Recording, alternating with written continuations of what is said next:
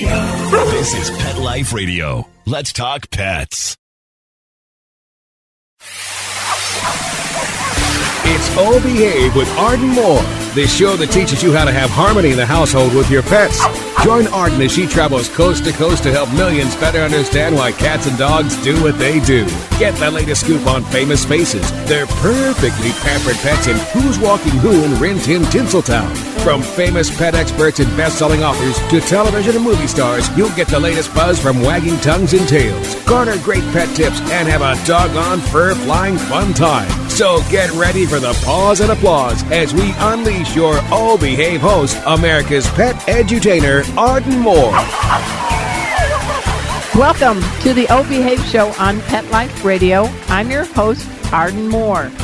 Now, we're doing the Snoopy dance right now because back on our show to unleash even more great tips and insights on pets is a leading integrative veterinarian. Hey, you know her. Please join me in giving pause and applause to the Emmy-nominated Dr. Carol Osborne. Welcome to the show, Dr. Carol.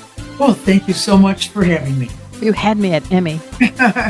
Last time you were on the show, you did a great job. You helped address ways that we can keep our dogs and cats to beat the heat. This time, let's tackle a very important topic facing planet Earth. So we're going to dive into ways that we can reduce our pets' carbon footprint, or I guess, Dr. Carol, we should be calling it carbon PawPrint, right? Exactly. I agree. We're going to dive in all of this after we take this quick break. So you all know the drill. Sit, stay. We'll be right back. Time for a pause. 4 furry ones, actually. Sit and stay. Oh Behave will be right back. Kitty Poo Club reinvented the litter box. No more scrubbing that stinky plastic tray. Or worrying, oh my God, do my guests smell that? No cleaning, no scrubbing, no more stink. You are going to love it. Your cats are going to love it. Go to kittypooclub.com and when you order, save 30% on your first auto ship. Visit kittypooclub.com, use code MEOW30 at checkout, and join the club, the Kitty Poo Club. Let's talk pets on PetLifeRadio.com. Oh Behave is back with more tail-wagging ways to achieve harmony in the household with your pets. Now back to your fetching host, America's pet edutainer, Arden Moore. Welcome back to the Oh Behave show on Pet Life Radio. I'm your host, Arden Moore. Our special guest today is Dr. Carol Osborne. So it's a big planet, and there's zillions of dogs and zillions of cats, but they're little comparison. But why should we even care about their carbon paw print? I'm being facetious, of course. Well, you know, they say the world's going to come to an end if we don't jump on these things. So I think there's some good tips that pet owners can consider. Some of them might be too much, but a lot of them are pretty easy. Yeah, well, I understand there was a pet owner survey that was done about, I think, last year by the American Pet Product Association, and it showed that 8% of cat owners are purchasing food made from sustainable and humanely sourced ingredients. Now, that's just a little nugget, an example. And it also said that half of all pet parents are more than willing to pay for ethically sourced, eco-friendly, BPA-free pet products. So I think what we're hearing is that people are on board, but maybe they just don't know how to put it into reality. I think that there's many people on our planet, pet owners and other people too, that are willing to do what they can to help save the planet. And one of the first ones on the list is controlling the pet population by spaying and neutering, and consider adopting a pet, you know, instead of calling a bunch of breeders. Yeah, I'm in a household of 6 from the streets and from shelters. I call them shelter alums, not shelter rescues. But we've gotten some cats from the street and a couple of dogs. And I don't care what their lineage is, but all I know, Dr. Carol, is they're pretty doggone great family members. And I think, even though it might sound funny, especially with dogs, I think some of these dogs in the shelters, when you adopt, I think they sort of know you gave them a second chance. And in many cases, they can end up being the best dog you've ever had. So don't be afraid to look around. It took me a while to find pet safety dog Kona, and it turns out she was at 2 different shelters in California for a year and a half. She's a terrier mix, but boy, she and we finished each other's sentences now. Yeah, that's definitely a very good point. And being that at least here in Ohio, we're in the peak of summer, you can prevent fleas and ticks naturally instead of using all those toxic pesticides that are out there. Well, let's talk about that, because we know now studies show that ticks are in every state in the union. And with global warming, fleas and ticks are really having a field day. We don't want them to land on the backs of our dogs or cats. So some of these preventatives are very, very expensive. And I know that you do have a site. I want us to make sure we get to it, Dr. Carol. It's drcarol.com. But then you also have your own line of products, PAAWS. You want to kind of tee us up for that first and then talk about some natural ways to oust the fleas and ticks? Sure. PAWS with the 2 A's is a pet anti-aging wellness system, currently available for dogs, given as a tasty treat in the morning and evening based on age and body weight. And we have a new once-a-day extended release product that you just give once a day, and that's available for pets of all ages. It's a combination of 46 different natural vitamins, minerals, amino acids, antioxidants, hip and joint factors, enzymes, probiotics, etc. It helps to turn back your pet's clock, help them to live 2 or 3 years with you longer without suffering many of the consequences that we do with older age. So instead of spending a lot of time at your vet when your dog is between, let's say, 7 and 9, we have found that you can get, like I said, 2 or 3 extra healthy years where you enjoy each other in good health. Your DVM is from the Ohio State, but you've been in practice, and I'm just wondering, how did you get the brain power to be able to create these supplements? Because you're seeing patients. Being a veterinarian, earning a doctorate in veterinary medicine is no easy task, but there must have been something that was motivating you to take a step further. You're exactly right. And I stumbled upon anti-aging medicine for humans, and I got pretty involved in that. And to make a long story short, I sat down one day and I sat for the 4-hour board exam that I passed, which made me the first veterinarian to be board certified in anti-aging medicine. And wow. I took the information that I had learned from human anti-aging medicine, and I spent quite a while translating that over to dogs and cats, and came up with a formula, ran clinical trials, then put the product on the market. We found that giant breed dogs that normally live a much shorter lifespan than, let's say, small and medium breed dogs were going strong at ages 19 and 20, which is pretty incredible in my experience. And we we have Cocker Spaniels, like 30-ish pound dogs, going strong at age 22. Wow. So does that make you an ageless wonder? I wish it did.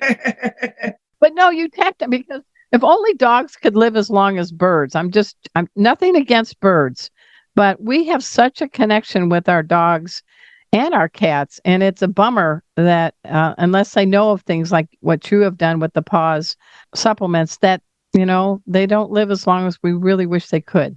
That's a fact. Birds and elephants. Elephants live to be 75 or 80 years old. And unfortunately, the primary reason that they die is because they don't have any dental care. It's very sad, and they end up starving to death. Oh, I didn't know that. Well, very sad. Let's go to planet Earth, Mother Earth. She needs our help from our dogs and our cats. And I want to talk about poop. I always love talking about poop with veterinarians, and yourself included. But the litter box and the doggy doo-doo in the yard, what are some ways that we can be more eco-friendly? Another great point. When it comes to cats, you want to consider choosing a non-clay litter. Corn, for example, is sold as the world's best cat litter. Wheat is sold as sweet scoop.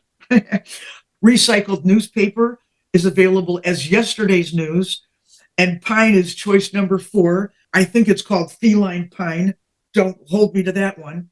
And you can also compost your pet's poop. Oh. Which you have to do some homework on to figure out how to do it. But that's the most eco-friendly way to deal with any type of manure or feces or poop, you know. And they say that if you get a plastic litter box for your cat, that will also last for ages and be very eco-friendly.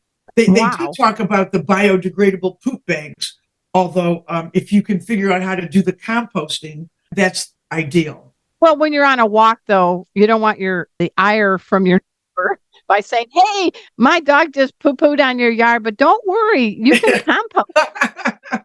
Yeah, I think you got to have those biodegradable poop bags when you're taking your walks. Yeah, and I know that they will fade out faster than the other ones, but I think that's an easy way to participate in keeping our planet a little healthier, don't you think? Most definitely. I'm so glad you like to talk about poop with me. This is awesome. Well, let's talk about other things. I know in my household, my furry Brady Bunch, as I call them, love different toys. What can we do to pick smart toys, maybe with recycled items, and what are some do's and don'ts? Recycling toys is great.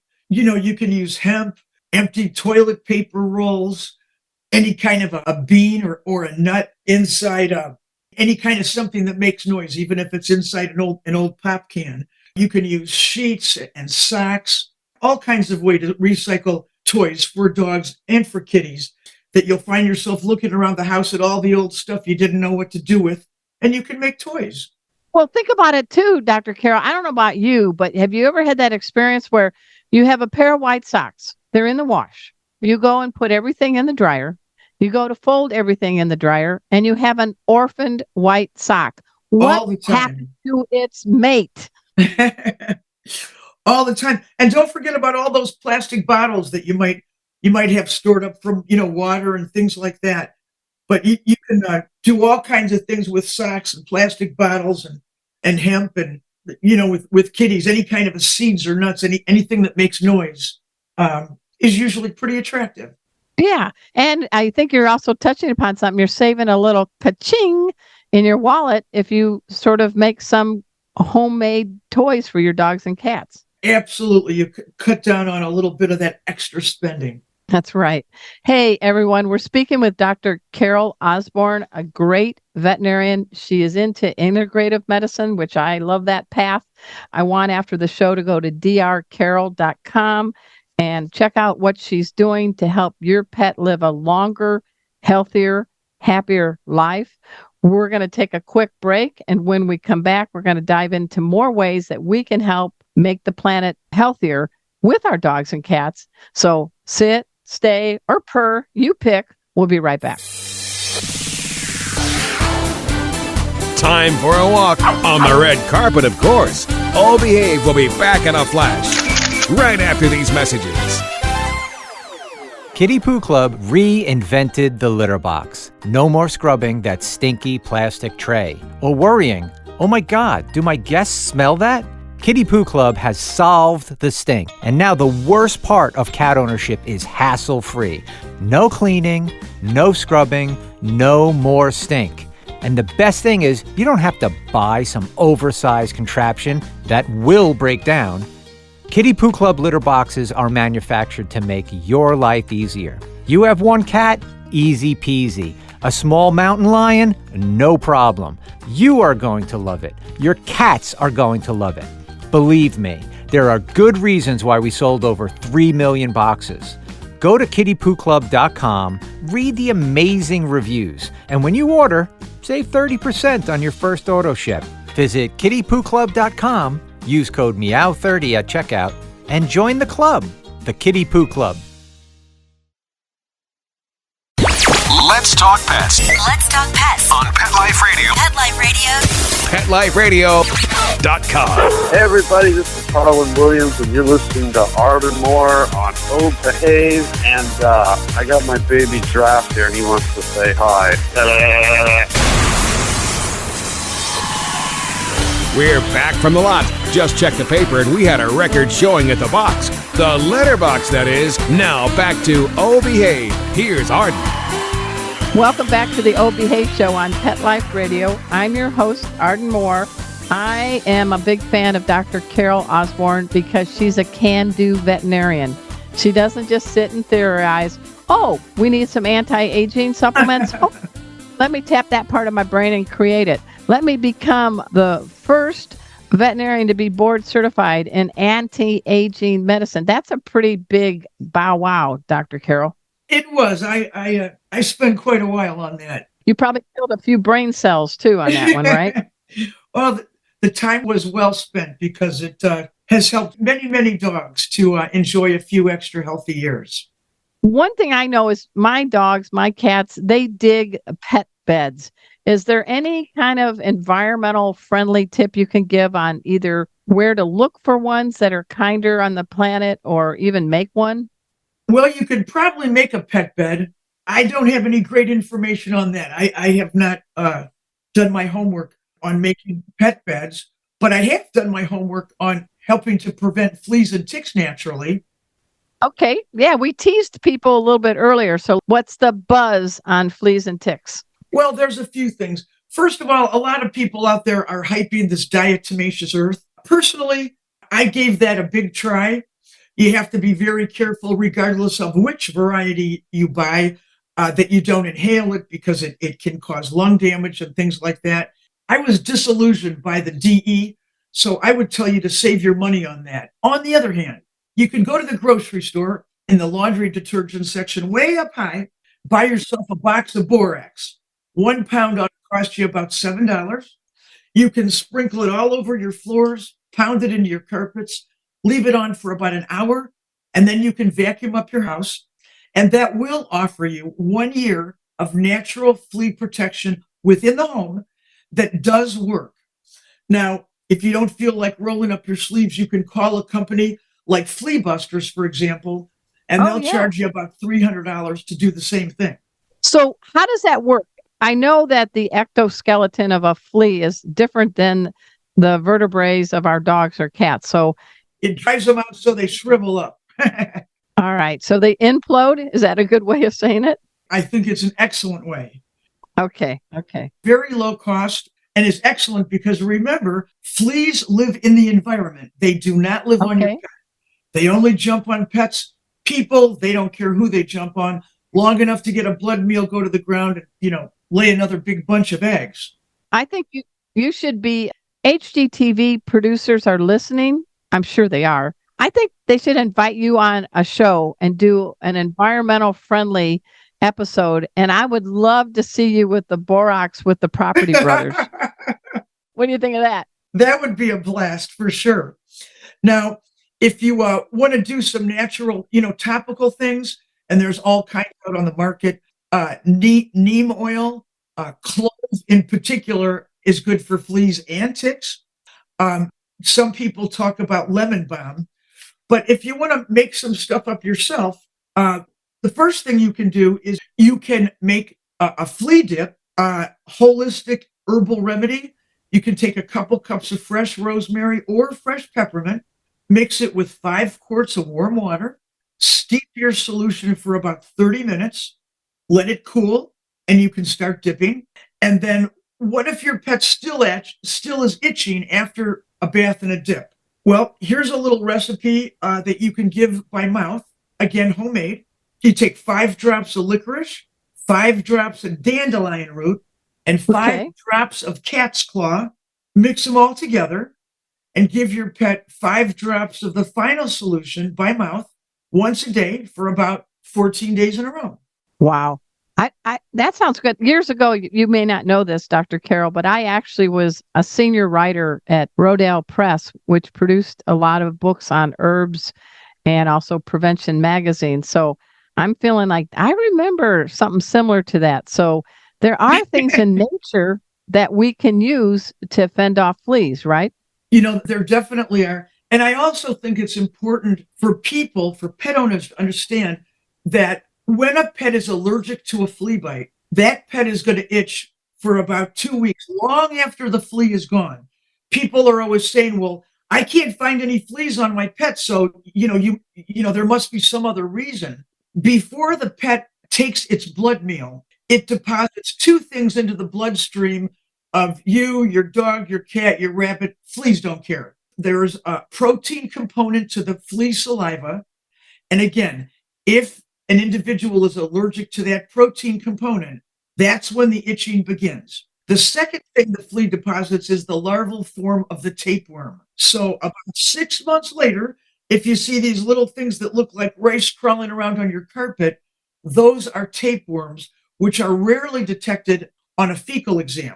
The other pets, if you look closely in a dog at the hind end and the groin, and a cat on the head and the neck, those are the predilection spots for the fleas. If you take a fine little flea comb, put your pet on like a white sheet, and if you see black and brown specks on the sheet that look like pepper, and you put a little dab of water on there, the specks will turn red because flea feces are nothing more than dried blood. Gross. Well, there goes my Halloween costume for my safety dog, Kona. She's going to go as a flea ghost. I also tell my clients who are trying to figure out if they have a flea problem within the home, put on a pair of white cotton socks, shuffle your feet all over the floor, especially if you have hardwood floors along the slats of the hardwood, and then just pick up your foot and look at your sock. And if you got brown and black specks on your sock that look like pepper, get them wet. And if they turn red, there is your diagnosis is complete. You have fleas. Oh my God, I love this. I can't wait to come visit you at your house, and I'll be wearing white socks. Well, I'd love to have you. What about ticks? Because ticks tick me off. I mean, they are like prehistoric. They have been on this planet longer than dogs, cats, or us. Any good natural tips for ticks? So that's hard to say. Tips for ticks? Yeah, here's what I tell my clients. I say, run your hands over your pet's body each morning and each evening.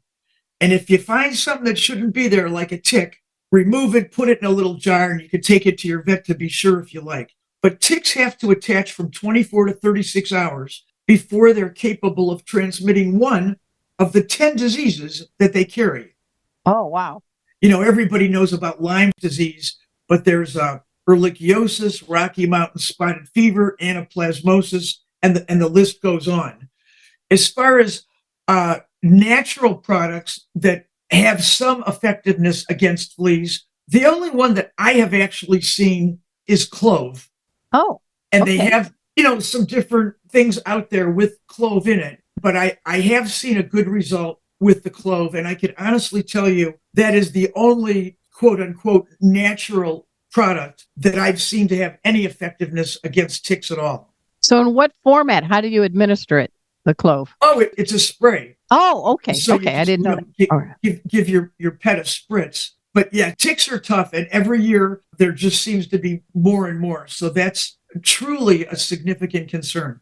Now, as you know, I teach Pet First Aid for You. That's my program. And one of the things I've learned from great veterinarians like you is some unusual places where a tick may hide on a dog or a cat. I'm going to offer one, and I know you can offer many more. I'm saying flip that lower lip, and that might be a spot where a tick might be. Where are some other hiding spots ticks can be on our dogs and cats?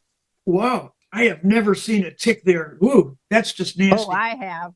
Yeah, that's nasty. Usually I'll be doing a physical exam. The head and the neck are the primary places you're going to see a tick because they just drop down off of trees and branches. They're not like fleas that jump up. They just drop down. So I usually see them anywhere embedded in that head, neck, chest, area. We've had plenty of them already this year.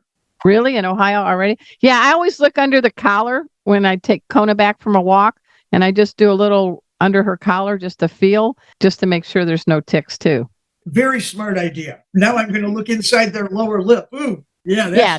that's just awful. I know this show goes by way too fast, but I want to also ask you if you can address some ways in keeping this theme of products and they're designating themselves as sort of earth friendly. Is there any guidance you can give us when we're looking for food for our pets or toys or other products that may be made, or how do we validate that they're made with less punch to Mother Earth? That's a great point when it comes to reducing your pet's carbon paw print. They're talking about vegetarian diets, insect protein, which Oh is yeah. all the rage in Europe. And instead of beef, I guess chicken is the most eco-friendly, meat product that there is. I tell people when you're reading like ingredient panels, if you can't pronounce the word, move on, because that's an easy way to do it. And you really have to do your homework because labels seem to be made to confuse people. Talk to your vet, talk to friends, read labels. But really, when it comes to your pet's diet, I think that the skin and hair coat, the largest organ in the body, is an external reflection of your pet's internal health. So the Yes. skin and hair coat should be shining. It shouldn't be dry or matted. It shouldn't be shedding all over the living room carpet. Your pet should move freely, walk freely. Ears should smell clean. The mouth should not stink. I think those are signs of a good diet that agrees with your pet. All pets are individuals. What's good for your pet might not be good for mine. On these diets, if you're buying commercially made diets, I think you have to do your homework and you have to read labels. I had a guy come in the other day with a 2-year-old, 136-pound Great Dane Oh my who gosh. started having epileptic seizures. And the husband kept telling me how he puts chicken and beef and all this stuff on top of the food. I asked him the name of the food, and then I had to look it up because I never heard of it. And basically, he was feeding his dog a can of meal. So the first ingredient should be a whole food item. It shouldn't be meal. Yes. Yes. If your pet is eating meat, it should be a complete meat, not chicken meal or beef meal or some other kind of meal. And I think maybe that's a good thing to keep in mind, and bring your glasses along with you when you're shopping so that you can actually see the fine print. Because a lot of us, if we're 35 or 40 plus, those letters get awful tiny. Yeah, I don't know what happens. It just happens overnight. Yeah, it seems like it, doesn't it? I see what you're saying, Dr. Carroll. I see what you're saying. So finally, what's something you personally do with your personal pets that you feel you're doing a good job, a little in your own way, to help planet Earth? Well, I guess I do everything I can. I recycle. I haven't figured out how to do the composting yet. I do everything as naturally and holistically as I possibly can when it comes to, external parasites and food. And I really think if you have a natural, well-balanced food and a very good balanced, comprehensive vitamin, mineral, antioxidant supplement, I think that goes a long way towards keeping your pet healthy for as long as possible and minimizing things like unnecessary vaccines. We run titers to validate protective levels of internal immunity for all of the major diseases that we vaccinate for in dogs and cats. And I want to just stop on that one because I want to make sure that people understand what a titer is, TITER, because it is you explain it, because sometimes you get asked every year, 2, 3, whatever the cycle of the vaccine is, to revaccine. But there is another healthy option to validate everything's working. And there is. A titer is simply a blood test that we take, we send it to a lab, and it comes back with a certain number. And in dogs, we do that for distemper, hepatitis, and parvovirus. We call that a core titer. We do that for rabies. We do it for leptospirosis. And we do the same thing in cats for feline distemper, rhinotracheitis, and colici. And, putting more chemicals into your pet is not making that pet any healthier. The problem is, I think, in some ways related to the problem with COVID. Certainly, titers for COVID could have been taken up to 3 years ago, but they didn't want to hear about it. So we offer titers to everyone. We don't announce it on the loudspeaker. And when the titer is valid, it is valid for 1 year. We simply mark the record. And I think it's important for people. Rabies shots have been lasting up to 8 years. on the titers that we run. Wow. The annual or the every 3-year vaccine often lasts for 4 to 5+ years. Don't be afraid to ask your veterinarian about these things, because they are available and they are out there. And the whole purpose of a vaccine is to boost internal immunity to the specific disease entity in question. So the titer is just the way that you document whether or not that has been effective. That's why you have the DVM after your name, Dr. Carol Osborne. Very, very well explained. I love that. Hey, everyone, it has been my honor to have on our show today Dr. Carol Osborne. You can learn more about her at drcarol.com, and she is at the Chagrin Falls Pet Clinic. And what's that website, Dr. Carol? chagrinfallspetclinic.com. Awesome. Awesome. Well, you survived another guest spot on our show. What do you think? Well, I love chatting with you, and I would love to talk to you anytime moving forward about any pet topic of your choice. Well, I feel the same. You're always welcome back. I also want to give a shout out to my producer, Mark Winter. He's the executive producer of Pet Life Radio, the largest pet radio network on the planet. Humbly, Oh Behave, the one you're listening to, is the longest running weekly pet podcast on the planet. We've been on the air since 2007. You want to find out what Arden Moore's up to? Easy. Go to ardenmoore.com and follow me on YouTube. And until next time, I got to say this naturally. This is your naturally flea-free host, Arden Moore, delivering just 2 words to all you 2, 3, and 4-leggers out there. Oh, behave. Coast to coast and around the world, it's Oh Behave with Arden Moore. Find out why cats and dogs do the things they do, and get the latest buzz from wagging tongues and tails in Rin Tin Tinseltown. From famous pet experts and best-selling authors to television and movie stars, you'll get great tail-wagging pet tips and have a fur-flying fun time. Oh Behave with America's pet edutainer, Arden Moore. Every week on demand, only on PetLifeRadio.com.